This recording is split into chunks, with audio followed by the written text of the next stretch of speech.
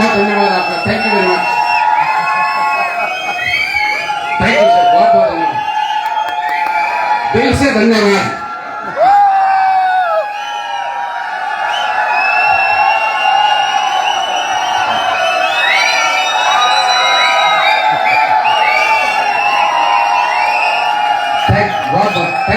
Thank you very much, बहुत बहुत धन्यवाद। आप सभी को नमस्कार, थैंक यू वेरी मच, बहुत बहुत धन्यवाद। मैं नमस्कार जयपुर बोलूं या नमस्कार राजस्थान बोलूं? हिंदुस्तान।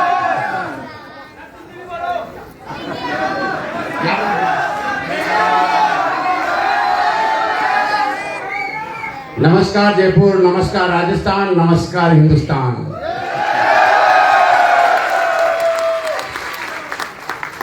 कैसे हैं आप सभी लोग?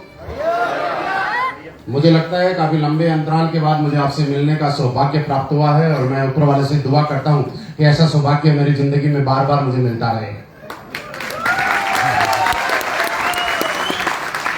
क्योंकि ऐसा बोला जाता है कि लोग किस्मत ऊपर से लिखवा के लेके आते हैं और यूं ही कोई किसी अच्छे लोगों के बीच में जा नहीं पाता। ये किस्मत में मेरे लिखवा के लाया था कि मैं अच्छे लोगों के बीच में जाऊंगा और मुझे बार बार मौका मिलेगा, इसलिए मैं आप लोगों के बीच में हूं दोस्त।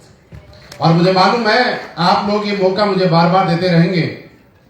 अभी तकरीबन 3:30 हो चुके हैं और 3:30 12 बजे से लेकर आप 3:30 बजे तक बैठे हुए हैं।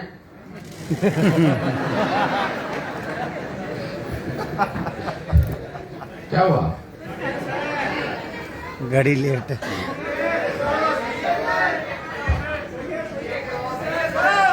3:30 हो गए हैं। जी सर। हाँ हाँ, मेरी सेट वहीं पे है, मीटर वही सेट है मेरी। देखिए समझदार के लिए इशारा काफी होता है, कुछ समझ जाते हैं, कुछ नहीं समझते हैं। चलिए, मैं पिछले कई दिनों से ऐसे ही भाग में रहूं। कल मैं इस टाइम अहमदाबाद में था और अहमदाबाद में तकरीबन 2000 लोगों का शो था और अहमदाबाद में भी मैं सहयोग से ही पहुंच पाया था। मैं आपको बताऊं, मतलब कुणाल सर का वहां शो था और मैं आपको एक चीज मैं मेरी जिंदगी में मैंने सीखी और आज आपको दोबारा बता रहा हूं। वैसे इस शो से उस बात का कोई मतलब नहीं है, लेकिन फिर भी मैं आपको बताना चाहता हूं कि लोग बोलते हैं कि मुश्किल है। मैं आपको बताऊं, इस दुनिया में मुश्किल कुछ भी नहीं है। अगर कोई पावर किसी चीज में है तो वो आपकी मेहनत में नहीं है। पावर और आकर्षण किसी चीज में है तो आपके एफर्ट्स में नहीं है। अगर किसी चीज का सबसे बड़ा पावर है तो आपके समर्पण में है, आपके भाव में है, आपकी श्रद्धा में है, आपके यकीन और विश्वास में। हम लोगों को बोलते हैं कि लोग सालों सालों से मेहनत करते हैं, 6 महीने हो गए, 1 साल हो गई, 2 साल हो गई, 4 साल हो गई, लेकिन जो चाहिए वो नहीं मिल पाया। ऐसा होता है ना मेरे दोस्त? ऐसा नहीं है कि मेहनत कम की है, ऐसा नहीं है कि एफर्ट्स नहीं लगाए हैं। फर्क सिर्फ एक ही वजह, सिर्फ वो वजह ये है कि उसका भाव सच्चा नहीं था, उसकी समर्पण सच्चा नहीं था, उसकी श्रद्धा अटूट विश्वास नहीं था। जब आपकी श्रद्धा और भाव अगर मजबूत होता है तो मैं आपको एक एग्जाम्पल देता हूं, आप मेरी बात से शायद सहमत होंगे, ऊपर वाले भी। आपने सुना होगा पुरानी चीजें, कुछ कथा सुनी होगी, बूढ़े बुजुर्गों से सुना होगा, तो आपने एक चीज पक्का सुनी होगी कि पुराने टाइम में जितने भी राक्षस हुए हैं उन सबको अगर वरदान देने का काम किया है तो किसी न किसी देवता ने किया, राइट? हर देवता को मालूम है कि राक्षस को वरदान देने का मतलब वो मनुष्यों का नुकसान करेगा, वो समाज सेवा में नहीं समाज अहित में काम करेगा, लोगों का नुकसान करेगा, कोई न कोई गलत काम में अपनी शक्तियों का और अपनी ताकतों का दुरुपयोग करेगा, राइट? उसके बाद भी आज तक हर राक्षस को वरदान देने का काम अगर किसी ने किया है तो वो इस धरती के ऊपर देवताओं ने किया है। वजह यह है कि राक्षस की तपस्या में, उसकी भक्ति में इतना ताकत थी, इतना समर्पण था और इतना भाव था कि देवता को यह जानते हुए कि ये अपनी ताकतों का गलत इस्तेमाल करेगा, उसके बाद भी उसको वरदान देने के लिए मजबूर होना पड़ गया, राइट? तो मतलब ये नहीं है कि आप कितनी मेहनत कर रहे हैं, मतलब ये है कि आपका भाव कैसा है। और मैं कह सकता हूं कि जब बुरे काम करने के लिए, गलत काम करने के लिए ऊपर वाला भगवान किसी राक्षस को वरदान दे सकता है, तो हम तो इस देश के, इस सृष्टि के, इस समाज के लिए एक अच्छा काम करने के मिशन पे हैं। ऊपर वाले की कोई औकात नहीं कि मैं आशीर्वाद ना दे सकता। जब गलत काम के लिए दे सकता है तो अच्छे काम के लिए तो देना ही पड़ेगा। तो मेरे दोस्त, मैं ये कह सकता हूं कि आज फर्क इस बात से नहीं पड़ेगा कि अभी 6:30 बजे की 6 बजे की 3:30 बजे, कोई मतलब नहीं। फर्क इस बात से है कि आप में से कुछ लोग 11 बजे इस हॉल में आए होंगे और 11 बजे से आने के बाद अभी 6 बज गए, उसके बाद भी आपने अपनी चेयर को नहीं छोड़ा है। और यह भी पक्का है कि 6 घंटे चेयर पे बैठे रहना कोई आसान काम नहीं है। मेरी बात से सहमत है? आपको लगता है कि ये मुश्किल है? वैसे देखा जाए तो रियली मुश्किल है यार।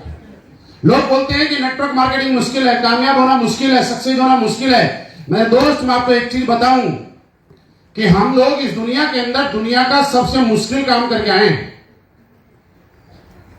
जो सबसे मुश्किल काम था ना, वो काम करके आज हम यहां पे हैं। और वो काम जानना चाहते हैं क्या है? आप इस चेयर पे कितने घंटे बैठे रह सकते हैं एक ही पोजीशन में? 12 घंटे, 24 घंटे, 36 घंटे, या और भी ज्यादा हिम्मत करेगा तो 40 घंटे। क्या उससे ज्यादा देर तक बैठे रह सकते हैं? आपको लगता है कि चेयर पे बैठना आसान काम नहीं है दोस्त। 40 घंटे चेयर पे एक जैसे बैठे रहना आसान काम नहीं है, बहुत मुश्किल है, राइट? और हम इस दुनिया का सबसे मुश्किल काम एक ही जगह लगातार 9 महीने तक एक ही जगह रहने के बाद, उसी सिचुएशन में रहने के बाद इस धरती पे आए हैं। दुनिया का सबसे मुश्किल काम तो हम लोग पहले ही कर चुके हैं। इस बात से आप समझ सकते हैं कितना मुश्किल था एक ही जगह 9 महीने निकालना। 9 घंटे चेयर पे निकालना आसान नहीं होता है। जब इतना मुश्किल काम करके हम यहां पे आ सकते हैं, तो अब जो काम करने वाले हैं ये कोई मुश्किल काम नहीं है, ये तो बहुत आसान काम है यार। बशर्ते आपका भाव अगर सच्चा है कि नहीं है, आपका समर्पण सच्चा है कि नहीं है, आपकी श्रद्धा इस काम में सच्ची है या नहीं है।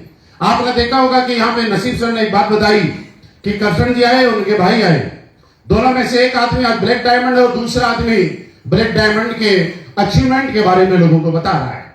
वजह क्या कि एक आदमी का भाव सच्चा था। और इस दुनिया के अंदर मैं आपको बताऊं कि आप कितने ही, मैं ये नहीं कहूंगा कि आप मेहनत करो, क्योंकि दोस्त मेहनत से कामयाबी नहीं मिलती, अकेली मेहनत से कभी कामयाबी नहीं करती। और अगर आप मेहनत करते हैं तो एक आदमी थक जाता है। इस काम को अगर आज के बाद आप करें तो ये सोच के करें कि इस काम को करने में आपको खुशी का एहसास होता है कि नहीं होता। जब तक ये काम आपको खुशी नहीं देगा, जब ये काम आपको जब तक आनंद नहीं देगा, जब तक इस काम को करते हुए आपको प्राउड फील नहीं होगा, तब तक दुनिया की कोई भी बड़ी बड़ी ताकतें, मैं मेरी कितनी भी गाड़ियां दिखाऊं, मैं मेरे कितने भी चेक दिखाऊं, कृष्ण जी कुछ भी दिखाएं, आपके ऊपर कोई फर्क नहीं पड़ने वाला। सबसे पहले जरूरी है कि इस काम को करते हुए आपको प्राउड फील हो रहा है कि नहीं हो रहा। दूसरा जरूरी है कि इस काम को जब आप करते हैं तो आपको अंदर से खुशी महसूस हो रही है कि नहीं हो रही। मेरे दोस्त, इस तरह से आप देखिएगा, लोगों के अपने अपने शौक होते हैं और हर आदमी को एक ही काम के अंदर आनंद नहीं आता है। हर आदमी के शौक अलग अलग होते हैं, अलग अलग काम करने के तरीके होते हैं। कुछ लोगों को क्रिकेट देखने का इतना ज्यादा बुखार होता है, इतना ज्यादा आनंद आता है कि रात के 3 बजे जब वर्ल्ड कप चल रहा होता है तो सुबह 6 बजे जिस लड़के को ऑफिस से भी जाना होता है, वो रात को 2 से लेकर 5 बजे तक लगातार क्रिकेट देखता है और किसी से शिकायत नहीं करता कि मुझे 6 बजे ऑफिस जाना है, राइट? लेकिन कभी उसके मुंह से आपने ये नहीं सुना होगा कि वो थक गया। कभी उसके मुंह से आपने ये नहीं सुना होगा कि उसको जोर आ गया, वो परेशान हो गया। क्या सुना? कभी कभी नहीं सुनोगे। कुछ लोगों का आनंद इस बात में होता है कि हिंदुस्तान में जब भी कोई मूवी लॉन्च होगी तो पहला शो, चाहे भीड़ में जाके देखना पड़े, चाहे कैसे जाना पड़े, पहला शो देखना पड़ेगा। आप में से बहुत सारे लोग याद करो अपने पुराने टाइम को, आज के टाइम में पीवीआर आ गए, आईनॉक्स आ गए, जहां पे हम लोग मूवी का टिकट बुक किया करते हैं और ऑलरेडी एडवांस बुकिंग हो जाया करती है, सीट बुक हो जाती है। पुराने टाइम में ऐसा नहीं हुआ करता था। हॉल के बाहर एक काउंटर रहा करता था और काउंटर के बाहर कुछ लोग पहले शो के अंदर दादागिरी से जाते थे। जिसके पास दम ज्यादा, ताकत ज्यादा, वो आगे हाथ देके वो टिकट खरीदता था। लेकिन खरीद नहीं पाया, लेकिन जिसका शौक था कि मुझे मूवी का पहला शो देखना है, वो ब्लैक में टिकट लेके भी देखा करता था या नहीं देखा करता था? क्या था उसका शौक? जब उस शौक के लिए वो काम करता था तो उसके लिए टाइम ऑटोमेटिकली निकाल जाया था। हम लोग यहां पे बोलते हैं कि आपको टाइम निकालना पड़ेगा। आप मुझे बताइए, क्रिकेट के लिए क्या टाइम निकालना पड़ा? उसका शौक है, उसका आनंद है, उसको मजा आ रहा है उस काम में, इसलिए उसका टाइम निकल जाता है। मूवी देखने के लिए टाइम नहीं निकालना पड़ा, नींद उसको भी आ रही है, लेकिन उसका शौक है, ये काम उसको मजा दे रहा है, आनंद दे रहा है, तो उसको ऑटोमेटिकली उसके लिए टाइम निकल जाता है। आज जितने भी लोगों को, सक्सेसफुल लोगों को आज इस स्टेज पे देखा, ये लोग इसलिए सक्सेस नहीं कि इन लोगों ने बहुत मेहनत की, ये लोग इसलिए कामयाब नहीं है कि इन्होंने क्या क्या किया, पॉजिटिव रहे, ये सारी चीजें अपने आप आ जाती है। लेकिन उससे पहले जरूरी है कि इन लोगों को इस काम को करने में आनंद आने लग गया, इस काम को करने में मजा आने लग गया। आज मैं 30 के 30 दिन की बात करूं या नहीं करूं, बात अलग है, लेकिन मैं आपको एक बात बताना चाहता हूं कि मैं आपको मोटिवेट करने के लिए आपके सामने नहीं, मैं आपको ये प्रेरित करने के लिए नहीं हूं कि आप सेल निकालिएगा और आप सेल निकालेंगे तो मेरा चेक बड़ा हो जाएगा। अगर ये गलत फहमी है तो आप निकाल दीजिएगा। मैं आपको ये बताना चाहता हूं कि यहां पे बैठे हुए 4-5 लोगों को अगर छोड़ दिया जाए तो यहां बैठे हुए A to Z लोग जब आप ज्वाइन हुए थे उससे पहले मैं कैंपिंग पे था। मुश्किल से 3-4 लोगों के अलावा सब को छोड़ देता हूं तो यहां पे बैठा हुआ हर आदमी जब इस हॉल में आया था, इस मीटिंग में आया था, किसी भी पहली AWPL की मीटिंग में आया था, जब पहली बार फॉर्म भरा था, पहली बार रजिस्ट्रेशन कराया था, उससे पहले से मैं कैंपिंग पे था, उससे पहले से मैं जैगवार में हूं। तो ये बात बिल्कुल निकाल दीजिए कि आज मैं आपके सामने आपको मोटिवेट करने आया हूं। मैं आपको यह कहने आया हूं कि आप सेल ज्यादा भेजिए, मैं आपको यह कहने आया हूं कि आप सेल ज्यादा भेजोगे तो मेरा चेक बड़ा बनेगा। तो ये बात आप निकाल दीजिए। मैं आपके साथ निस्वार्थ भाव से आपके सामने हूं। मैं आपसे जो बात करता हूं मेरे किसी भी स्वार्थ के लिए नहीं, मैं निस्वार्थ भाव से काम कर रहा हूं, वो इसलिए कर रहा हूं और आपको भी करना चाहिए। आज जब लोग मुझे पूछते हैं कि सर इतना बड़ा नेटवर्क हो गया, क्या वजह है कि आप 30 के 30 दिन ग्राउंड पे रहते हैं? मैं आपको भी बताऊं कि मेरे घर में मैं मुश्किल से महीने में 4 से 5 दिन रह जाऊं तो बहुत बड़ी बात है। 25 से 26 दिन होटल में रहने का मौका मिलता है। मतलब होटल में घर की तरह रहते हैं और घर में होटल की तरह रहते हैं। घर में जाते हैं, जब कपड़े गंदे हो जाते हैं तब वो कपड़े बदल के बैग में चेंज करके ले आते हैं। मैं कल मेरे बैग को देख रहा था और बैग को देखने के बाद मेरे मन में ख्याल आया कि लोग पूरे जीवन के अंदर इतनी बार फ्लाइट में नहीं बैठते जितनी, उससे ज्यादा बार तो मेरा बैग जो है वो फ्लाइट की यात्राएं कर चुका होता है। वो भी सोच रहा होगा यार किस खुश नसीब वाला हूं कि मैं कितनी बार फ्लाइट की यात्रा कर रहा हूं। लेकिन ये है, यहां पे जितने भी लीडर हैं मैं उनको ये कहना चाहता हूं कि मेरे दोस्त, काम यहां पे जैसे बताया गया था वैसे करना ही पड़ेगा। आप लोगों की तरह मैं इस इंडस्ट्री के अंदर आया था, मैं रहने वाला यहाँ आपके पास का ही हूँ, सिक्कर डिस्ट्रिक्ट का रहने वाला हूँ मैं। इसी जन्मभूमि आपकी है, यही जन्मभूमि मेरी है, यही रेत पे मैं पल बड़ा हूँ। बचपन में क्या क्या किया, क्या क्या नहीं किया, वो बात नहीं बताना चाहता। मैंने लाइफ में कभी पढ़ाई के ऊपर इतना ज्यादा फोकस नहीं किया जितना आज के माँ बाप अपने बच्चों से करवाते हैं। आज के मम्मी पापा बच्चों को बोलते हैं 90% लेके आना, 80% लेके आना, फर्स्ट आना, सेकंड आना। और मेरा विचार अलग था और मेरे विचार में आप जैसे बहुत सारे लोग हैं, इसलिए मेरे विचार बन जाएंगे। मैं आज भी कहता हूं कि कम से कम इतना नंबर आना चाहिए कि उस नंबर की वजह से आप अगली क्लास में चले जाएं।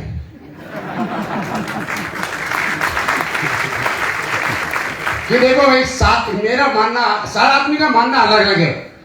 मैं कोई अगर 7वीं क्लास में है और 98 लेके आया, कौन सी क्लास में जाएगा? अच्छा, कोई 7वीं क्लास में और 34% ले आया, 33 पे होता है ना पास, 33 हमारे टाइम में तो होता था। अब आगे पीछे हुआ नहीं, अब कम पड़ जाता तो ग्रीस भी लग जाता है। कई बार लगाया मैंने, इसलिए मेरे को व्यक्तिगत अनुभव बहुत अच्छा है इसका। तो 33%, 34%, 35% अगर लेके आ गया तो कौन सी क्लास में जाएगा? मैं मानता हूं जो 98% लाके भी 8वीं में जाना है। तो बच्चों को इतना परेशान मत करना आज के बाद, जितने माँ बाप यहां बैठे हैं कि वो 98 लेके आएंगे।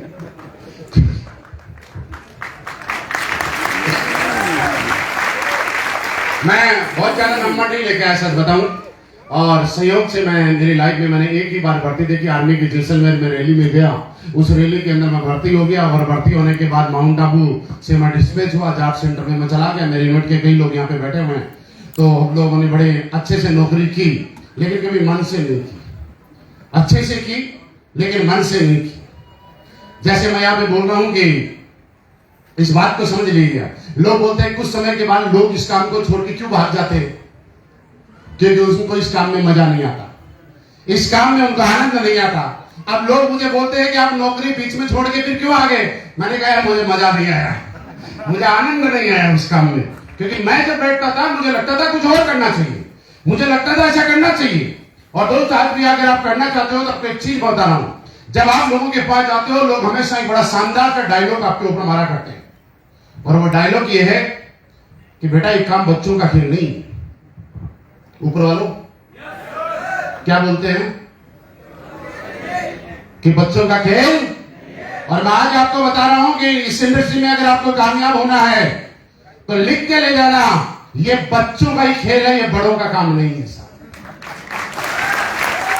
बच्चा और बड़ा कौन होता है, आप इस बात को समझिए। बच्चा कौन और बड़ा कौन?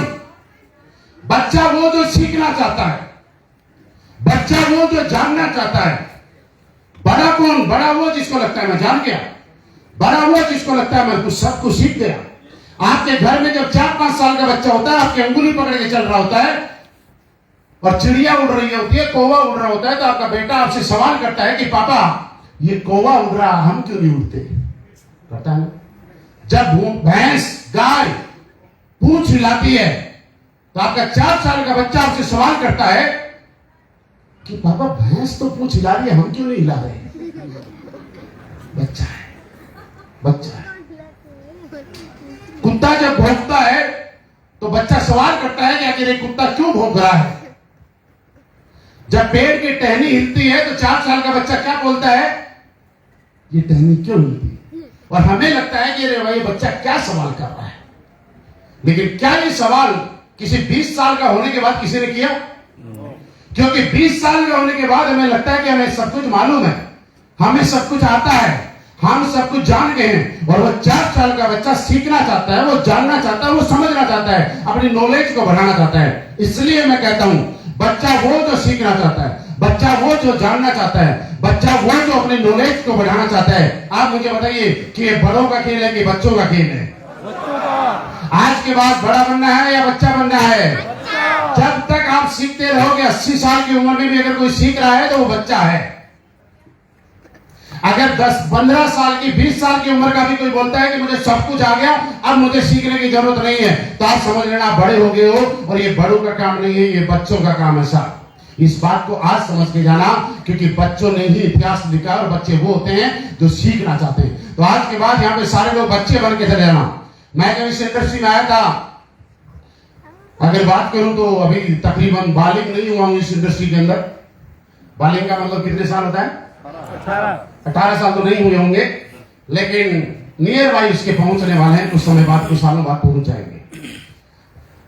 और ये कह सकता हूं कि जब नाबालिग रहते रहते यहां तक पहुंच गए तो जब बालिग हो जाएंगे तो क्या से क्या कर देंगे यार। लेकिन इतने लंबे टाइम तक एक चीज रही लाइफ में, और वो आपको भी आज इस काम को करना है, यहां तक अगर पहुंचना है। ये काम आपकी जिंदगी में तब कामयाबी दिलाता है जब इस काम के प्रति आप लगातार पॉजिटिव रहते हैं, लगातार सकारात्मक रहते हैं। फर्क नहीं पड़ता कि लोग आपके साथ ज्वाइन करते हैं कि नहीं करते, फर्क नहीं पड़ता कि लोग आपकी बात मानते हैं कि नहीं मानते, फर्क नहीं पड़ता कि लोग आपका साथ देंगे या नहीं देंगे। फर्क इस बात से नहीं पड़ेगा कि आपको क्या मिला, फर्क इस बात से पड़ेगा कि आपने क्या मिलने के बारे में सोचा। यहां पे इन लोगों को कामयाबी होने के लिए सबसे बड़ी बात, आपको अपने सपनों को जिंदा करने की जरूरत है। देखिए याद कीजिए, आज वो सपने कहां गए? जब आपकी उम्र 15 साल, 16 साल, 14 साल, 13 साल की उम्र में थे हम लोग, और हम लोग कोई मूवी देखा करते थे, और मूवी के अंदर एक सीन आया करता था, किसी के बंगले के बाहर बढ़िया सा गार्डन है, झूला लगा हुआ है, स्विमिंग पूल है, तो हम लोग सोचा करते थे कि ऐसा बंगला मैं भी बनाऊंगा 15 और 16 साल की उम्र में, राइट। जब किसी हीरो की हमने 8-10 लाख रुपए की, 20 लाख रुपए की लग्जरी बड़े वाली बाइक पे उसको राइड करते हुए देखते थे फिल्मों के अंदर, तो हम लोग जब कॉलेज जाया करते थे तो हमारे यहां पे जो पोस्टर बेचने वाले होते थे, उनसे लग्जरी घर का, 2 सीटर कार जो ऊपर से खुली रहती है उसका, एक महंगी 50 लाख रुपए की बाइक का पोस्टर यहां पे बैठे हुए हर आदमी ने अपने घर में लगाया होगा, सब खरीद के लगाया ना। लेकिन क्या हुआ, 16 साल 17 साल 18 साल के बाद मम्मी पापा की परेशानी बढ़ी, क्या कि हमारा काम इस बच्चे को 18 साल का करना था, हमने कर दिया, आपको नौकरी की तरफ चल। जब हम लोग नौकरी की तरफ गए, अपने किसी भी व्यापार की तरफ गए, चाहे वो प्राइवेट हो सरकारी हो कुछ भी, उसके बाद हमें समझ में आया कि पूरी उम्र की जो सैलरी है और पूरी उम्र अफेक्ट करने के बाद मुझे 50 लाख रुपए की मिलेंगे, और जबकि 50 लाख रुपए की बाइक का तो मैंने एक पोस्टर लगा रखा है। मैं जो गाड़ी का मैंने पोस्टर लगाया होता है, बाद में उसको गूगल पे जब सर्च किया, और आपको मैं बताऊं कि हम में से ज्यादातर लोगों ने आज तक सर्च ही नहीं किया कि वो जो बंगला का फोटो हमने घर पे लगाया था उसकी रियल कॉस्ट क्या थी, जिस बाइक का पोस्टर हमने लगाया था उसकी रियल कॉस्ट क्या थी, जिस कार का, ओपन वाली कार का पोस्टर लगाया था उसकी रियल कॉस्ट क्या थी। जब गूगल पे खोल के देखा 10 करोड़ 12 करोड़ 8 करोड़ 5 करोड़, तो हमें लगता कि ये हमारी बस की बात नहीं है। और धीरे धीरे धीरे धीरे 16 साल के सपने 32 साल 35 साल और 40 साल के अंदर आते थे हमारे खत्म हो गए। हम लोगों ने ये सोचना शुरू कर दिया कि कैसे जैसे महीना निकल जाए, 20 तारीख आ जाए, 20 के बाद 5 दिन किसी से उधार मांग के गुजारा कर लेंगे, अगले महीने सैलरी मिलेगी, पैसा आएगा तो पिछले महीने का कर्जा चुक जाएगा, फिर कुछ पैसा बचेगा, उससे अगले महीने का काम निकाल लिया जाएगा। और एक मिडिल क्लास आदमी की परिवार की जिंदगी में नियमित होता क्या है, जब उसका काम अगर बढ़िया से चलता है, लेकिन उसके घर में कोई भी शादी फंक्शन बर्थडे कुछ भी आ जाए, हर आदमी आपको लोन लेता है या उधार लेता है। मेरी बात से सहमत आप? मैं आज आपको ये कहने आया हूं दोस्त कि आप आज ये सोच के जाइएगा कि ज्यादा मेहनत तो नहीं, लेकिन यार 4 साल अपनी जिंदगी के AWPL को देने के लिए आप आज कमिटमेंट करके जाना, और वैसे ही देके जाना, वैसे ही देके जाना, और उसी श्रद्धा और उसी भाव से, कसम आपको जिस भगवान को मानते हैं उसकी बात कर रहा हूं मैं। आप जिसमें अल्लाह गॉड वाहेगुरु जिस भी भगवान को मानते हैं ना, लोगों को उसके अंदर एक श्रद्धा होती है, भाव होता है। और आपने एक रियल देखा होगा, लोग सालों सालों से शनिवार को पीपल के पेड़ के नीचे तेल का दीपक जलाते हैं। आज तक उस तेल का दीपक जलाने से किसी की एक विशेष एक मनोकामना पूरी नहीं हुई। एग्री? यस। लेकिन आज तक उस भगवान के प्रति वो आदमी नेगेटिव नहीं हुआ। पीपल के पेड़ के चारों तरफ धागा मानते हैं, कोई विश पूरी हुई या नहीं हुई क्या फर्क पड़ता है, लेकिन आज तक उस भगवान के प्रति वो इंसान नेगेटिव नहीं हुआ। राइट? आप जब किसी भी मंदिर में गए हैं, किलोमीटरों तक लंबी लाइन लगा के आपको 12 घंटे लाइन में लगने के बाद दर्शन करने का मौका मिला, लेकिन 12 घंटे तक दर्शन करने का मौका मिलने के बाद आप नेगेटिव नहीं हुए कि अरे बेकार भगवान है। जब 12-12 घंटे वेट करवाते हैं तो हम इनके दर पे अगली बार से नहीं आएंगे, क्या किसी के मुंह से ये आवाज निकली आज तक? लेकिन वो 12 घंटे का वेट आपको थकाया नहीं, वो 12 घंटे का वेट आपको हतोत्साहित नहीं किया, उसने डिमोटिवेट नहीं किया, क्योंकि उस भगवान में आपकी श्रद्धा थी, आस्था थी, समर्पण थी। और वही चीज लोग बोलते हैं 4-5 साल पैशंस रखना है, दोस्त पैशंस आपको रखना है, तो उस तरह से जिस तरह से आप जिस भगवान को मानते हैं, जिसको भी मानते हैं, जिसमें भी आपकी श्रद्धा है, उसके प्रति जितना समर्पित रहते हैं। क्या आप 10 बार किसी भगवान के दर पे गए और किसी आदमी ने आपको बोला अरे भगवान भगवान तो बेकार होते हैं, इनके यहां जाने से कुछ नहीं मिलता, तो क्या उस भगवान के प्रति आप नेगेटिव हो जाते हैं? बोलो सारे लोग ऊपर वालों नेगेटिव हो जाते हैं? आस्था तो परमानेंट बरकरार रहती है ना हमारी। मेरे दोस्त, जिस दिन ये वाली आस्था आपके अपलाइन के प्रति, ये वाली आस्था आपके सिस्टम के प्रति, यही वाली आस्था आपकी कंपनी के प्रति, प्रोडक्ट के प्रति आ जाएगी, उस दिन मैं कह सकता हूं दावे से कि भगवान के किसी दर के ऊपर जाने से आपकी मुराद पूरी हो या ना हो, 5 साल यहां पे माथा टेक लेना, आपकी नहीं आपकी 3 वीडियो की मुराद पूरी होगी। यहां साक्षात देखिए, आपने जितनी लाइन पे सुना, आज लोग इतनी बड़ी बड़ी कृष्ण जी की गाड़ी की कीमत मालूम है क्या है? 100 की गड्डी लेना, एक तराजू में रखना, 100 की छोड़ो, केवल 500 की गड्डी भी ले लेना, 200 की भी ले लेना, 100 की भी ले लेना, एक तराजू में रखना, दूसरी साइड में कृष्ण जी को बैठा देना।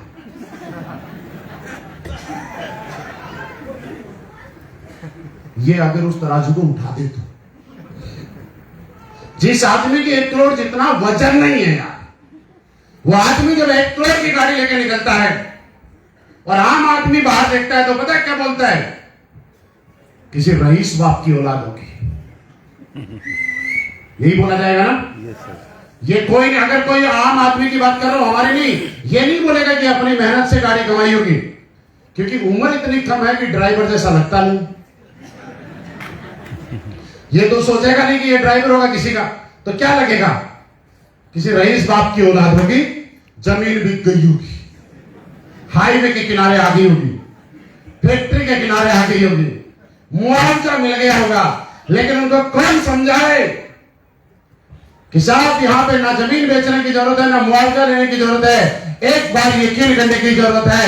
जो आज तक किसी के खानदान में सोचा नहीं होगा ना, वो जरूर होता है। मैंने कभी नहीं सोचा था कि मैं जगवा लूंगा, मैंने कभी नहीं सोचा था कि आज मैं जिस भी मंच पे जाता हूं, मुझे बताने की जरूरत नहीं है मेरे पास कौन सी गाड़ी है, मुझे बिल्कुल भी बताने की जरूरत नहीं है, और आज भी नहीं बताऊंगा कि महीने में कितना कमाता हूं। मुझे ये बताने की अब जरूरत भी नहीं है कि मैंने टोटल अर्निंग कितने की है, लेकिन ये बताने की जरूरत है, और मैं इतना बताना काफी है कि आज जो लोग मेरे साथ शुरू में आए थे, उनमें से हर आदमी आज लग्जरी कार चलाता है, और जब वो लग्जरी कार लेके वहां से निकलता है तो लोग अपनी बाइक के ऊपर पीछे बैठ के और ऐसे सेल्फी लेते हैं, और उनकी गाड़ी के साथ सेल्फी लेना प्राउड फील करते हैं, और मन में सोच के जाते हैं कि कोई रईस जा रहा होगा यार। बस मेरे लिए ये आज मेरी टीम के अंदर, जब मैं कभी सोचा करता था कि मेरे पास जैगवार आएगी, और मैं आपको बताऊं कि आपकी जिंदगी की सबसे बड़ी प्रॉब्लम क्या होगी, जब हम लोग लगातार मेहनत करते हैं तो हमारे घर वाले, परिवार, दोस्त, हमारे हितैषी हमें बोलते हैं कि नहीं यार ये काम ठीक नहीं है, कोई और काम कर ले। ऐसा बोलते हैं कि नहीं बोलते? मुझे बताओ दोस्त, आपको एक चीज मैं बताना चाहता हूं, या तो आप बात मानना या मत मानना, लेकिन एक चीज बताना चाहता हूं, आज के बाद अपने माँ बाप, भाई बहन, परिवार, दोस्त, रिश्तेदार, उनसे जितना प्यार, मोहब्बत, सम्मान जितना आज से पहले करते थे, उससे ज्यादा करना आज के बाद मेरे कहने से। लेकिन जिंदगी में सब कुछ उनको देना, हर चीज का हक देना, लेकिन एक हक का भी मत देना, और वो हक ये है कि AWPL के अंदर आप अगर कामयाब होते हैं तो उनको सलाह देने का हक गलती से कभी मत दे देना। अगर AWPL में सक्सेस होने का हक आपको अगर किसी को देना है तो एक ही आदमी को, और वो आपके लाइन ऑफ स्पॉन्सर में आपका एक्टिव अपलाइन होना चाहिए, वो आपका सक्सेसफुल अपलाइन होना चाहिए। इसके अलावा किसी माइक के लाल को हक मत दे देना कि वो आपको सलाह दे सके, ये गलती कभी मत करना। हम लोग गलती क्या करते हैं, मेरे पड़ोस में कोई बड़ा रईस बैठा है, पैसे वाला है, उससे मैंने सलाह ले ली। मेरे दोस्त रईस फैक्ट्री का मालिक हो सकता है, क्या वो ये बता सकता है कि लोगों को कैसे जोड़ा जाएगा? कोई रईस है जिसकी बहुत बड़ी होटल है, होटल का मालिक है, 5 स्टार होटल का, क्या वो आपको ये बता सकता है कि ब्रोंज कैसे बना जाता है? कोई कुछ भी होगा, आपको ब्रोंज से ब्रांड एम्बेसडर बनने का रास्ता सिर्फ इन लोगों के अलावा और इस दुनिया में कोई दिखा नहीं सकता। ये हक सिर्फ आप अपने पास रखना और किसी को मत देना। और मैं आपको बताऊं कि नेगेटिव होने वाली चीजें, किसी को सफलता जल्दी मिलती है तो किसी को लेट भी मिलती है, लेकिन याद रखना सक्सेस जितनी देर से मिलती है ना उतनी ही परमानेंट होती है। जितनी जल्दी मिलती है वो टेम्परेरी होती है। ये उसी फसल और उसी पेड़ की तरह है कि जो फसल 3 महीने में पक जाती है, 3 महीने के बाद हमें दोबारा से मेहनत करनी पड़ती है उसकी। लेकिन जो पेड़ 6, 7, 8 साल में फल देना शुरू होता है। उसके फल और उसकी छाया हम और हमारे बच्चे भी खाते हैं। आपको अगर समझना है इस इंडस्ट्री को तो ऐसे समझिएगा।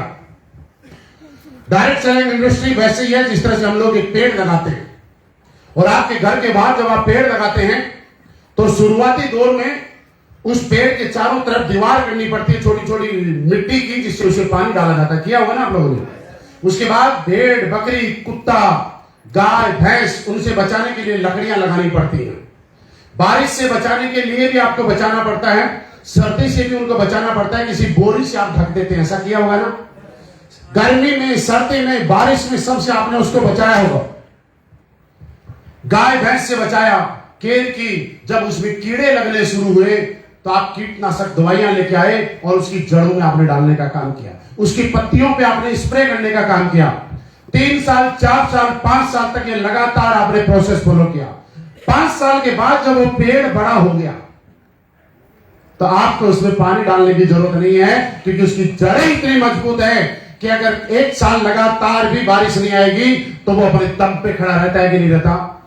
उसके बाद उसको किसी भी ना बारिश से बचाने की जरूरत, ना गर्मी से, ना सर्दी से, क्योंकि वो तना, पेड़, उसकी टहनी इतनी मजबूत हो चुकी है कि वो हर चीज को बर्दाश्त कर सकता है, सहन कर सकता है। और उसके बाद पहले हम उसकी केयर करते थे, पहले हम उसको बचाते थे, पहले हम उसका ध्यान रखते थे। अब वो पेड़ इतना बड़ा हो गया कि अब वो हमारा और हमारे परिवार का ध्यान रखता है। जब बारिश होती है तो हम और हमारा परिवार उस पेड़ के नीचे होते हैं तो हमें बारिश से बचाता है। जब सर्दी होती है हम उसके नीचे चारपाई लगा के सोते हैं तो हमें सर्दी से बचाता है। जब गर्मी होती है और दोपहर में हम लोग वहां बैठते हैं तो वो पेड़ हमें गर्मी से बचाता है। जब हमें भूख लगती है तो उसके फल लगते हैं और हमें भूख से बचाता है। 4 साल उस पेड़ की केयर हम लोगों ने की।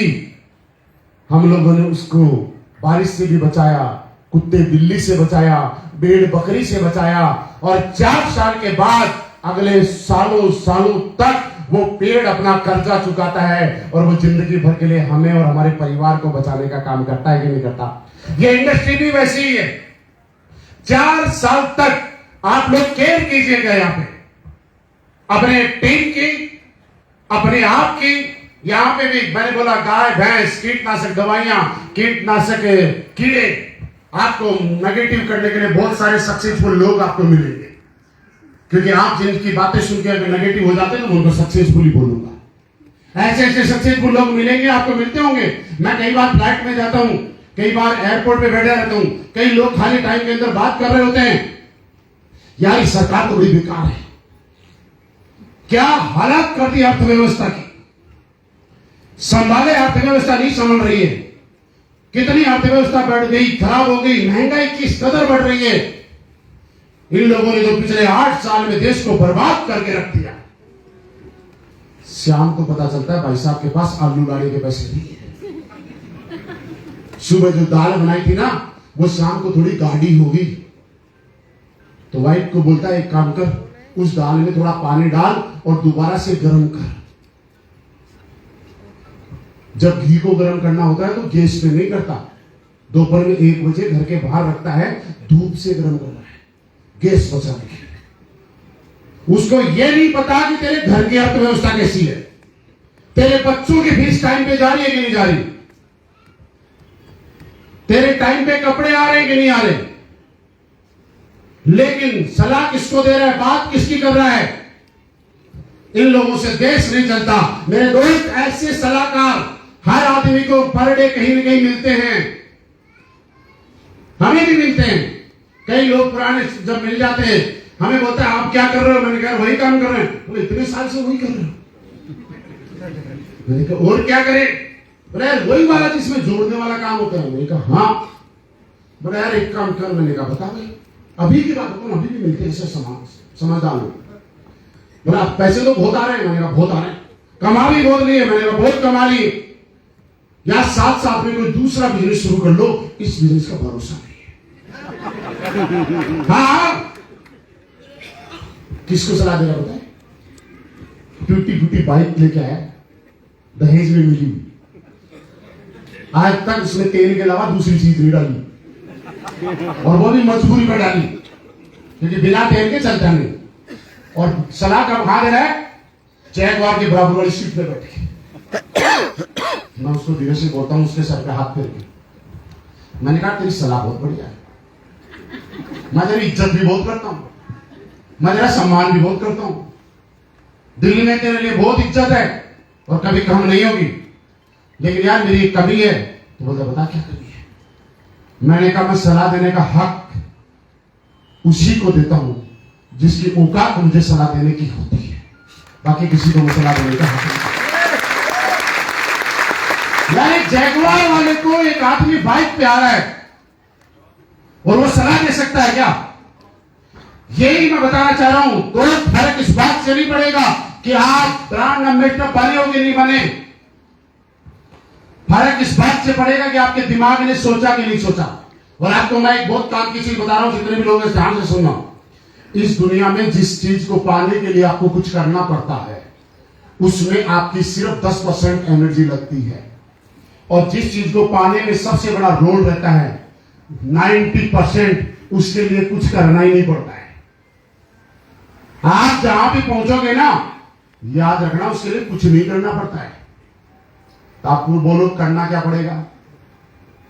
बता दो? जानना चाहते हो? लेकिन बताऊंगा तब जब इस बात को लगातार आप याद रखोगे। उस चीज को पाने के लिए सोचना पड़ता है। आप आज इस हॉल में आए हो, इस हॉल में भी बैठे हुए हो, आपका रोल मात्र 10% है। 90% रोल इस बात का है कि आपके दिमाग ने यह स्वीकार किया, यह एक्सेप्ट किया कि मुझे इस हॉल में कल जाना है। इस बात का सबसे बड़ा रोल है, आपका आने का कोई रोल नहीं है साहब, क्योंकि आपका दिमाग ये स्वीकार नहीं करता कि मुझे हॉल में जाना है, तो आप आज का टाइम कहीं और दे चुके होते। आप प्लान देने भी जा सकते थे, रिश्तेदारी में जा सकते थे, बर्थडे में जा सकते थे, या घर में सो भी सकते थे, लेकिन आपने ये काम नहीं किया। इसका मतलब आने में जो रोल है वो आपका नहीं है। आने में जो रोल है वो आपके थॉट प्रोसेस का है, आपके दिमाग ने स्वीकार किया। वैसे ही मैं बोलता हूं, यहां पे जब एक आदमी पूछता है क्या सारे लोग डायमंड बनना चाहते हैं, कुछ लोगों की आवाज आती है कि यस हम डायमंड बनना चाहते हैं। फिर सामने वाला लीडर बोलता है कि सर आवाज कम आ रही है, तो अगली बार कुछ लोग बोलते हैं ले बोल दिया यार बनना चाहते हैं, बोलना ही तो। फिर बोलता है अभी भी आवाज नहीं आई ऊपर वालों की, तो ऊपर वाले ने ले बोल दिया भाई अब क्या करवाएगा, बोलने से कौन सा डायमंड बनाएगा, हमने कौन सा बनना है। सबसे पहले मुश्किल ये नहीं है डायमंड बनना, इस काम में सबसे बड़ा मुश्किल काम है, जानना चाहते हैं क्या? आपका दिमाग ये स्वीकार करे कि डायमंड बना जा सकता है। जिस दिन आपके दिमाग ने स्वीकार कर लिया कि डायमंड बना जा सकता है, यकीन मानना आपका 90% काम हो गया है, 10% काम उसके बाद होना है। 90% रोल ही इस बात का है कि डायमंड बना जा सकता है। मैं आज आपके बीच में हूं तो 10% रोल मैं आपके बीच में हूं इस बात का है, लेकिन 90% रोल इस बात का है कि मेरे दिमाग ने स्वीकार किया कि मुझे जयपुर में इस हॉल में जाना है। 90% इसी बात का रोल है साहब। दूसरा रोल, ऊपर वाला एक आदमी को कामयाब होने का मौका हमेशा देता है। कुछ लोग उस मौके को नजरअंदाज कर देते हैं और कुछ लोग उस मौके को स्वीकार कर लेते हैं। और यकीन देखिए दोस्तों, मैं आपको फिर एक बात बताना चाहता हूं, क्योंकि ऐसा बोला जाता है ऊपर वाले की मर्जी के बगैर आज तक एक पत्ता भी नहीं हिला है। एग्री है? यस। क्या लगता है ऊपर वाले की मर्जी के बगैर कुछ हो सकता है? तो आप यकीन मानना आप अपनी मर्जी से यहाँ नहीं बैठे हुए, ये मर्जी ऊपर वाले की है। अगर ऊपर वाले की मर्जी नहीं होती तो जब सुबह आप वोट के लिए निकले थे, आपके घर से बैग से फोन आता कि आपका बच्चा छत से गिर गया, आप मुझे बताइए हॉल में होते या बच्चे को हॉस्पिटल ले जा रहे होते? क्योंकि ऊपर वाला नहीं चाहता था। अचानक कोई काम आ जाता, कोई अनहोनी होती या खुशखबरी होती और हम लोग मीटिंग में नहीं आते, मतलब ये नहीं था कि अनहोनी हुई या खुशखबरी हुई, ऊपर वाला नहीं चाहता। ऊपर वाला नहीं चाहता था कि आप इस मीटिंग को अटेंड करें, और ऊपर वाले को धन्यवाद देना कि वो चाहता है कि आप कामयाब हो, इसलिए अब तक इस हॉल में बैठे। अब हमें विश्वास करने की जरूरत है, जब ऊपर वाला चाहता है और हमारे दिमाग ने स्वीकार कर लिया कि मैं बन सकता हूं, तो मुझे बनने के लिए यहाँ पे सीखते रहना पड़ेगा और सीखने के लिए काम करना पड़ेगा। आपको बच्चा बनना पड़ेगा। बड़े कोई भी है, क्योंकि बड़ा आदमी कामयाबी नहीं होता, बच्चा बनना पड़ेगा। जब आप बच्चे जिस दिन बन जाते हैं तो आपकी जिंदगी में वो सीखना आ जाता है, क्योंकि आपकी जिंदगी में जब सीखना शुरू करते हैं तो सारे सवाल खत्म हो जाते हैं। सब लोग बोलते हैं ना पहले आए वही बन गए, आपको भी लोग बोलते हैं पहले आए वो बन गए।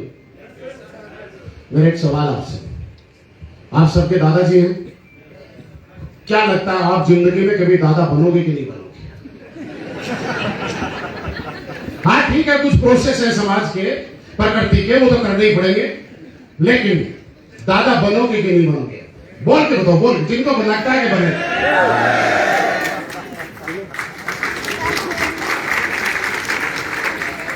लेकिन कोई पैदा होते ही बोलते बना दे दादा,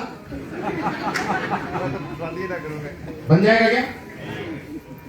नहीं बनेगा। क्या होगा? दादा बनने के लिए उम्र कितनी चाहिए?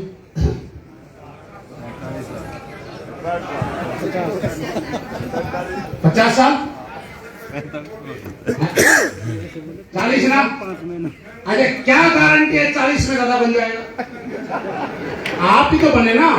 आप पूरी बात जो कहना ये सही बोल रहे हैं, इनकी बात को सुनिए।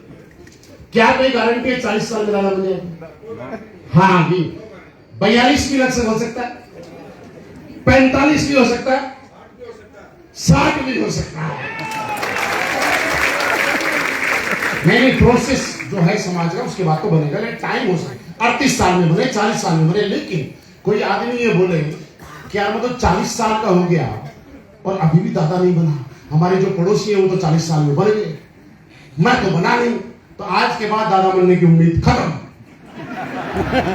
क्या ये सही है क्या? लेकिन ये है कि ठीक है यार, किसी के बच्चों की शादी जल्दी होगी तो किसी के बच्चों की शादी 2 साल बाद होगी, किसी की खुद की शादी 20 साल की उम्र में होगी तो किसी की खुद की शादी 28 साल की उम्र में होगी, तो किसी की शादी 18 साल में होगी, 16 साल में होगी, जैसे पुराने टाइम में हमारे राजस्थान में कर देते थे। तो इसके अंदर लेकिन ये है कि जो आदमी पैदा हुआ है वो दादा बनने का हक है।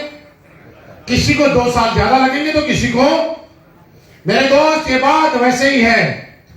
AWPL के अंदर जो पैदा हुआ है और जिसने फॉर्म भरा है वो हर आदमी डायमंड बनने का हकदार है। कोई 2 साल बाद बनेगा, कोई 2 साल पहले बनेगा, लेकिन बनेगा तो सही। आप ये नहीं कह सकते कि देख महेंद्र जी 3 साल में बन गए पर मैं नहीं बना तो उम्मीद खत्म। तो साहब फिर तो 40 साल में दादा बन गए तो बाकी लोग सारे बोलेंगे हम तो बनेंगे, 56 तक भी लोग वेट करेंगे। प्रोसेस है, परिस्थितियां हैं और बहुत सारी चीजें हैं। वैसे ही आपके लिए भी जरूरी है कि जिस आदमी का फॉर्म भरा गया, जिसका रजिस्ट्रेशन हो गया, वो आदमी लगातार लगा रहेगा, वो यहां पे डायमंड बन जाएगा। और मैं आपके सामने प्रत्यक्ष हूं दोस्त, आज बताते हुए बड़ी खुशी है कि मैं ये कह सकता हूं कि यहां पे बोल रहे थे कि डायमंड की आन बान शान निराली होती है ना, और उसके आगे वाली लाइन क्या थी? ये ईद दिवाली कुछ नहीं होती है, कार डायमंड की आन बान शान निराली होती है। और हम हर बार कहते हैं उसके पास बिना क्लच और बिना गियर की लग्जरी कार आती है। और आज भी बोलते हैं डायमंड बनने के बाद फ्री हो जाएंगे। आज भगवान जी ने डायमंड बने ना, आपके पास कौन सी गाड़ी है? ओडी है, समझ रहा हूं। आपके दोनों पैर काम करते हैं कि एक ही पैर काम करता है जब गाड़ी चलाते हैं? एक पैर फ्री है। जिसके पास अल्टो है उसको कभी क्लच भी दबा रहा है, ब्रेक भी दबा रहा है, क्लच भी दबा रहा है, ब्रेक, दोनों पैर मेहनत पे लगे हुए हैं। इन्होंने एक पैर फ्री कर लिया। दूसरा, जब गियर डाउन करने पड़ते हैं तो आदमी का क्लच दबाता है, गियर डाउन करता है, गियर अप करता है, गियर डाउन करता है, गियर अप करता है, करता है नहीं करता? yes. आपको याद है आपने गियर कब डाला था? 1 नंबर, 2 नंबर, 4 नंबर, आपको पता है 6 नंबर में चल रही है कि 7 नंबर में कि 9 नंबर में? वो गाड़ी ने इनका काम ले लिया आपने। वो खुद ही तो 2 नंबर में चलती है, खुद ही 9 नंबर में चलती है।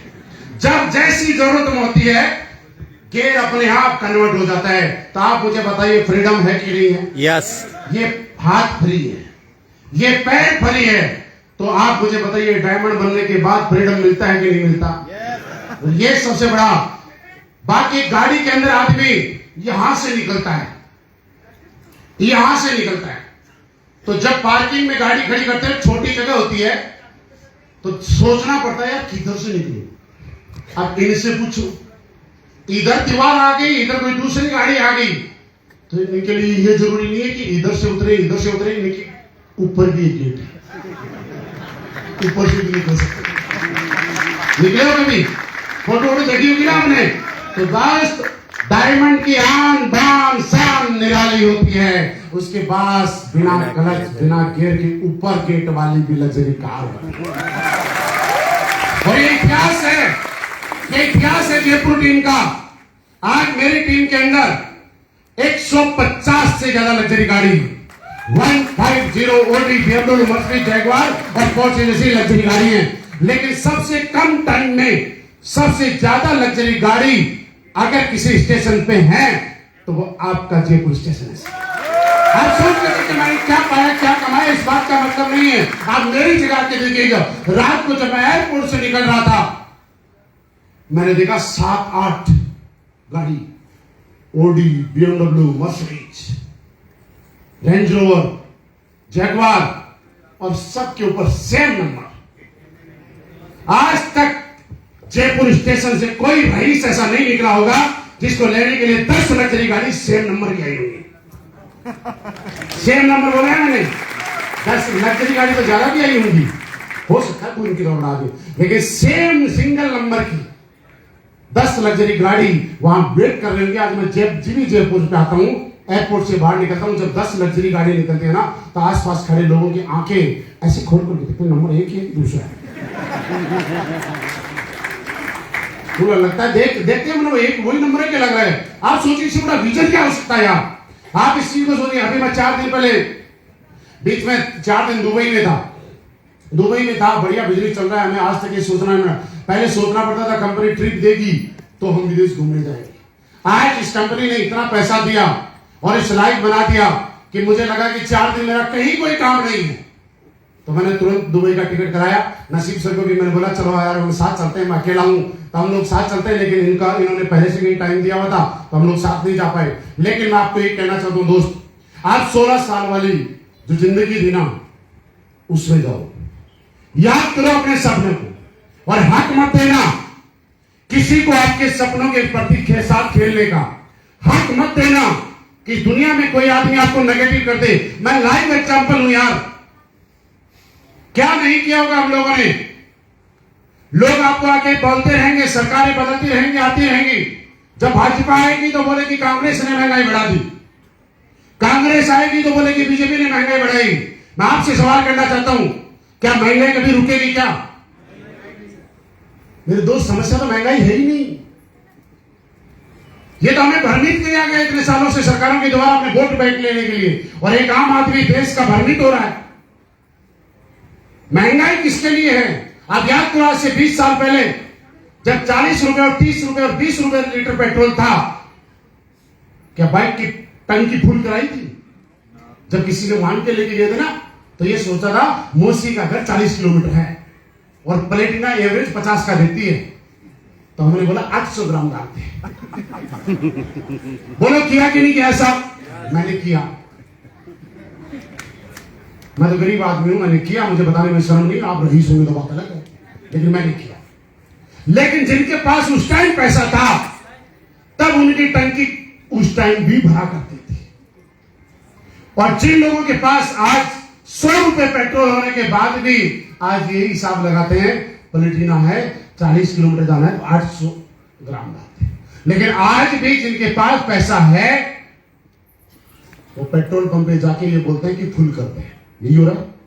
आप मुझे बताइए, प्रॉब्लम महंगाई नहीं है यार, प्रॉब्लम कमाई है। महंगाई चिल्लाते रहेंगे, एक बार कमाई पे फोकस करो। महंगाई नाम की कोई बीमारी इस दुनिया में है ही नहीं, प्रॉब्लम कमाई में है। आज हमें बच्चों के लिए सोचना पड़ता है कौन से स्कूल में पढ़ाएं। क्या इस जयपुर में ऐसे स्कूल भी होंगे जिनकी 1-1 लाख रुपए महीने की फीस जाती है? और आपके गांव का जो प्राइवेट स्कूल है ना, वहां मास्टर जी आपके घर पे आके सिफारिश करता है, भाई साहब इस बार आपके बच्चे को मेरे स्कूल में डालना। मास्टर जी रिक्वेस्ट करते हैं आपसे, करते हैं अगर आप 3 बच्चों को डाल दोगे तो चौथा फ्री कर देंगे, है ना। अब कई आदमी तो उस टाइम सोचते हैं यार बड़ी गलती हो गई, अगर 4 पैदा कर लेते तो ये मास्टर जी चौथे को तो भरी में पढ़ा रहे थे, और हमने तो 4 इसलिए पैदा नहीं किए क्योंकि सोचा था खर्चा ज्यादा हो गया, तो मास्टर जी बोल रहे कि 3 को आप अपने बच्चों को डाल दो, चौथे बच्चे की फीस नहीं देंगे, आते हैं। लेकिन आज भी जयपुर के वो स्कूल जहां लाख लाख रुपए की फीस है, वहां पे एडमिशन नहीं मिलता है। आपको बड़े बड़े अधिकारी, बड़े बड़े नेताओं की सिफारिश लगाने के बाद एडमिशन नहीं मिलता है। आप मुझे बताइए प्रॉब्लम महंगाई है या कमाई है?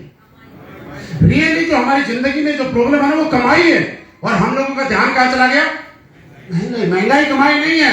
मैं आपको बता रहा हूं कि मेरी गाड़ी की टंकी और आपके लीटर के गाड़ी के पेट्रोल की टंकी आज भी फुल रहती है, और पेट्रोल अगर हो जाए 1000 रुपए और 10,000 रुपए लीटर, हमारी टंकियां तो वैसे ही फुल रहेगी, क्योंकि हम जानते हैं कि इसके लिए हम घर पे नहीं सोते, इसके लिए मेहनत करनी है। और मेरे दोस्त, मैं आपको एक चीज बताऊं, क्या इतनी मेहनत तो आज करना, इतनी मेहनत तो करना कि आपकी जिंदगी में आपके जाने के बाद एक दाग ना लगे। जानना चाहते हैं? मैंने ऐसे बहुत सारे लोगों को देखा है जिनके पापा दादा इस दुनिया से चले गए, और उनको जाने के बाद पूछते और भाई क्या चल रहा है, तो बड़ी आसानी से जवाब देते हैं कुछ नहीं यार, पापा कर्जा छोड़ के गए थे वो चुका रहा हूं। सुना ना, सुना ना? वो ये नहीं बोलता तुम्हारे पापा की वजह से तुम इस धरती पे आ गए, इससे बड़ा एक माँ बाप का एहसान हमारे लिए क्या हो सकता है? इससे बड़ा एहसान ना कोई था, ना कोई है, और ना कोई होगा। लेकिन फिर भी क्या बोलता है? कर्जा छोड़ गए थे वो चुका रहा। मेरे दोस्त, कम से कम इतनी मेहनत जरूर करना, इतना काम जरूर करना कि आपके आने वाली पीढ़ियां, आपके बच्चे आपका नाम लेने में प्राउड फील करें और ये बोलें कि यार रियली मेरे पापा मेरे लिए कुछ करके गए हैं। और आपके पापा, आप पापा होने के नाते आपके बच्चे कम से कम आई लव यू तो आपको बोले, इतनी मेहनत तो आपको करनी। और अगर मेरी बात अगर आपको ऐसे लग रही है, तो यहां बैठे बैठे कई लोग सोच लो, इस दुनिया में ऐसे बहुत सारे लोग हैं, इस फोन में बैठे भी बहुत सारे लोग हैं, बुरा मत मानना। पिछले 6-7 साल में अगर वो गिनेंगे ना उनकी वाइफ ने कितनी बार आई लव यू बोला होगा, तो शायद पिछली बार आई लव यू वाइफ ने कब बोला था पिछले 7 साल में, तो ऐसा लग रहा पहले 7 में तो बोला ही नहीं, 8वें साल में जब एक बार शादी होकर आई थी उसके बाद ही बोला था। भाई हंसो मत, सारे अपना अपना मंथन कर लेना। और ये प्रॉब्लम वही है, कांता मैडम ने बात बता दी थी यहाँ पे बड़ी अच्छी सी कि आई लव यू जब जितना ज्यादा पैसा कमाओगे ना उतना अपने आप ही मिलता है, क्योंकि उसके लिए कुछ करना पड़ता है।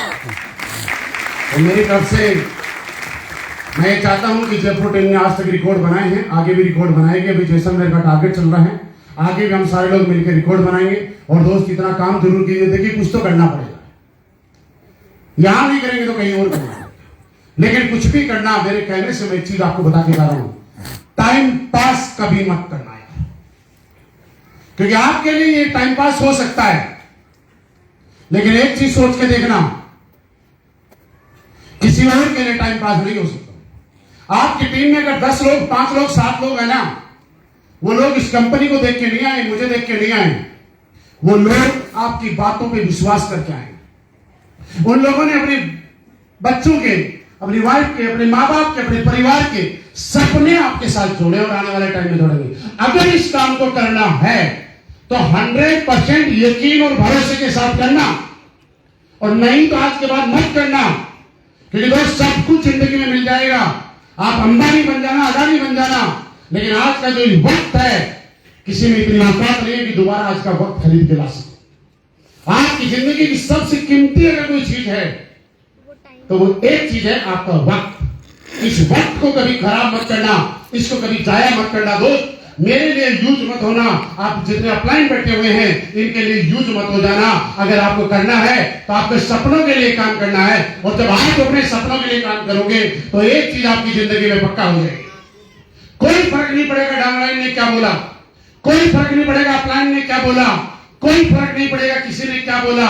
फर्क इससे पड़ेगा कि मुझे कहां तक जाना है। और जिसकी भी जिंदगी में ये बोलता है मुझे तो बुरा लग गया अपलाइन ने ऐसे बोल दिया, मुझे तो बुरा लग गया मेरे डाउनलाइन ने ऐसे बोल दिया, मुझे तो बुरा लग गया लोगों ने मेरे फोन उठाने बंद कर दिए, मुझे तो बुरा लग गया कि लोगों ने मेरे गेट खोलने बंद कर दिए। अच्छा हो रहा है दोस्त, अगर आप लोगों से हटके करोगे तो आपके साथ कुछ तो हटके होगा। आप लोगों से बड़ा करना चाहोगे तो लोग आपसे चिढ़ेंगे, और मैं बोलता हूं चिढ़ने दो। और ये AWPL इतना ताकतवर प्लेटफॉर्म है, ये कहानी आपने पहले भी सुनी होगी, मैं दोबारा सुनाता हूं। मुझे रियली नहीं पता था कि AWPL में इतना दम है, सच बता। और ये वैसे ही है। एक बार क्या हुआ, अपने यहीं के जयपुर के पास की एक दादाजी थे, उनका पोता फौज में भर्ती हो गया, तो पोते से बड़ा लगाव था, पोते के बगैर रह नहीं पाए, ट्रेनिंग का टाइम था। तो उन्होंने बोला यार पता नहीं कैसा खाना मिल रहा होगा, क्या मिल रहा होगा, क्या नहीं मिल रहा होगा, चलो कुछ घी भी दे के आते हैं। तो उन्होंने घर पे घी निकाला अपने घर की भैंस का, क्योंकि बाहर तो इतना शुद्ध मिलता नहीं। तो घी लेके गए और ट्रेन में बैठ गए जयपुर से, और जाते जाते जयपुर से जैसे थोड़ी दूर बाहर निकले तो ट्रेन रुक गई।